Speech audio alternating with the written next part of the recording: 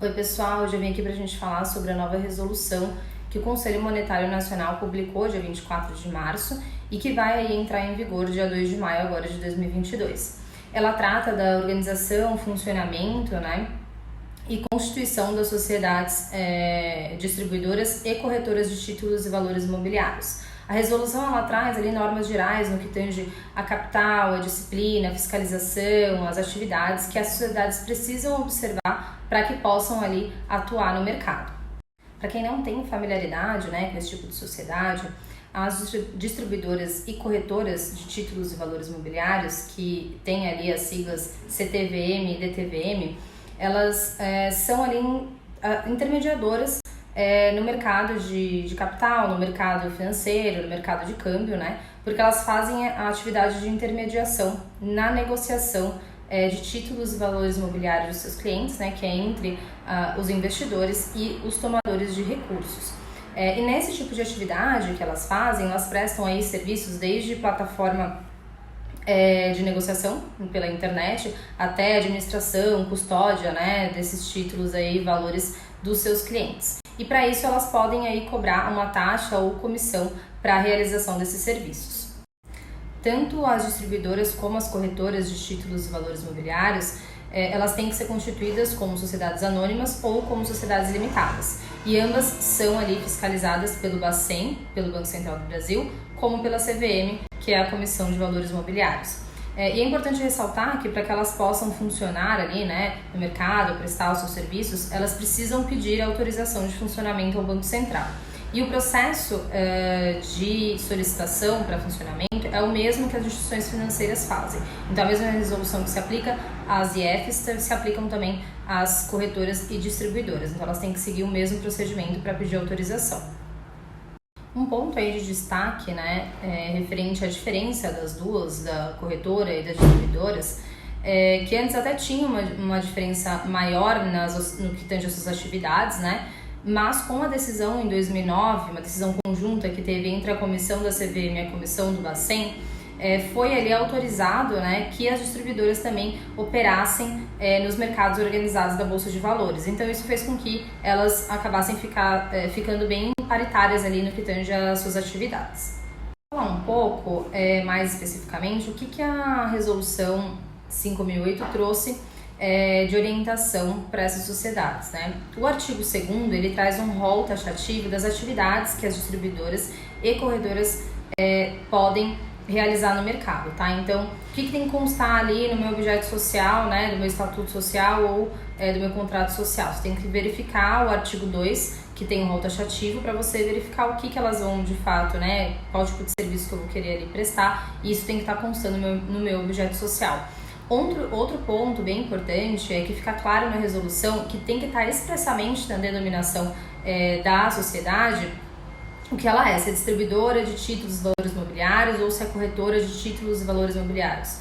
Por exemplo, eu olhei o da XP, no Estatuto Social da XP, Lá consta XP Investimento, corretora de câmbio, títulos e valores imobiliários SA. Então fica expresso ali a denominação da sociedade, Então é importante quando você vai ali constituir uma corretora, uma distribuidora, você prestar atenção, e ver as peculiaridades, o que a resolução determina ali mesmo, para depois você não ter nenhum problema quando você vai requerer autorização de funcionamento no Banco Central.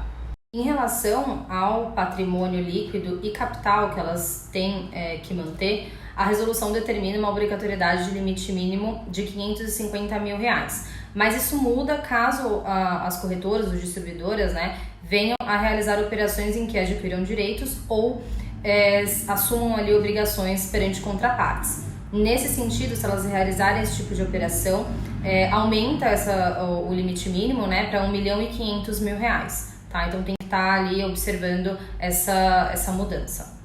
Em relação a essa questão de limite também de capital e patrimônio líquido, ficou estabelecido que as corretoras ou distribuidoras que tiverem agências com 90% de atividades, independências fora do estado de São Paulo e Rio de Janeiro, elas vão ter ali uma redução de 30% dessa obrigatoriedade, desse limite, E é importante também destacar que elas podem ter até 10 agências em todo o país, Ah, mas e se eu quiser ter mais que 10 agências, né? Eu quero ultrapassar esse valor, é possível? É possível, só que aí você vai ter que adicionar nesse montante de capital 2% para os estados de São Paulo e Rio de Janeiro e 1% para outros estados. Sendo que esses cálculos estão bem especificados ali na resolução no momento em que tiverem que ser aplicados, tá?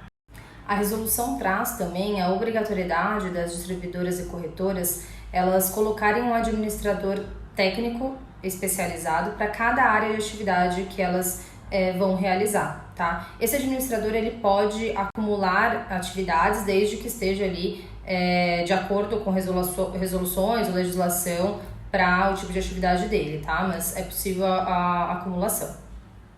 O capítulo 2 da resolução, ele traz ali as formas, né, operacionais que elas devem seguir, né, as corretoras e distribuidoras, deixando claro que elas são responsáveis perante os seus comitentes e também perante as sociedades corretoras e distribuidoras em que elas operarem, tá? Principalmente em relação à liquidação das operações, à legitimidade dos títulos ou valores mobiliários entregues, pela autenticidade dos endossos em valores mobiliários e também pela legitimidade de procuração ou documentos necessários para a realização das transferências dos valores mobiliários, tá? Isso são os pontos que a resolução traz ali referente a essas responsabilidades que as distribuidoras e corredoras precisam ter perante esses comitentes ou outras sociedades em que elas realizem as operações. Importante também destacar que a resolução autoriza que as distribuidoras e corretoras concedam financiamento para aquisição de valores mobiliários, que são as chamadas operações de conta-margem, e também emprestem valores mobiliários para venda, né, nas operações do mercado à vista nas bolsas de valores. Mas para que seja realizada esse tipo de operação, elas precisam ali seguir as condições estabelecidas no artigo 9 da resolução. Também ficou autorizada a elas a realização de empréstimos, né, a solicitação de financiamentos ali junto às instituições financeiras, desde que sejam vinculados à aquisição de bens para uso próprio ou execução de atividades que estejam ali constando em seu objeto social. Além disso, elas têm que observar também 2 vezes o limite do seu patrimônio de referência para a conjunção dessas operações, tá? Então, em relação a emprestar valores e títulos mobiliários integrantes das respectivas carteiras aos seus comitentes, para oferta, né, de garantia exclusivamente para isso, é autorizado, mas desde que sejam observadas as condições estabelecidas no artigo 11 da resolução, tá? Então, se for realizar esse tipo de oferta de garantia, precisa observar o que está estabelecido ali no artigo 11. Para as corretoras e distribuidoras que não forem realizar atividade de emissão de moeda eletrônica, é importante ressaltar que elas precisam estabelecer ali contas de registro, né, para registrar a atividade de cada cliente, as operações de cada cliente. E essa conta ela tem que seguir ali as normas referentes à conta de depósito, tá? O artigo 12, ele traz algumas observações referente aos recursos líquidos dos clientes que ficam nessas contas, né, como que eles podem ou não ser destinados. Lembrando que essa conta de registro que se equipara à conta de depósito é completamente diferente da conta de pagamento, tá? Então, quando eles não forem, na verdade, fazer atividades de emissão de moeda eletrônica, pode ter essa conta de depósito, essa conta de registro, né? Mas deve ter todas as observações referente à regulamentação e também referente ao que sobra ali de valores líquidos do cliente, como que tem que ser destinado ou não, tá no artigo 12 ali bem especificado. Agora, caso essas distribuidoras e corretoras elas queiram ali prestar atividade de emissão de moeda eletrônica, elas têm que encerrar essas contas de registro e trocar, né, essas contas por contas de pagamento, tá? Então, se vai fazer atividade de emissão de moeda eletrônica, tem que ter a conta de pagamento, que também tem resolução própria, né, que tem que ser observada ali por essas sociedades. E por fim, eu queria trazer para vocês aí a leitura do artigo 14, que fala da vedação aplicada a essas sociedades, né, distribuidoras e corretoras, tá? Uma das primeiras vedações que eles deixam ali explícitas na resolução é a realização de operações que caracterizem concessão de financiamento, empréstimos ou adiantamentos aos clientes, ressalvados a questão das operações de conta à margem, que a gente já falou anteriormente que é permitido, e demais previstas em regulamentação em vigor, tá? cobrar os comitentes também, comissão dos comitentes referente às negociações de valores mobiliários que sejam realizadas durante a distribuição primária, tá, desses valores. Então, durante a distribuição primária não pode realizar a cobrança dessas comissões. Adquirir bens não destinados ao uso próprio, ressalvados recebidos em liquidação de dívidas de difícil ou duvidosa solução, e também é vedado a realização de operações envolvendo o comitente final que não tenha cadastro nas administradoras de mercado de título e valores mobiliários, ou celebrar contratos de mútuo com pessoas físicas, jurídicas, financeiras ou não. Tá? O artigo 15 também traz no final a descrição de algumas resoluções que foram revogadas, é importante também observá-las.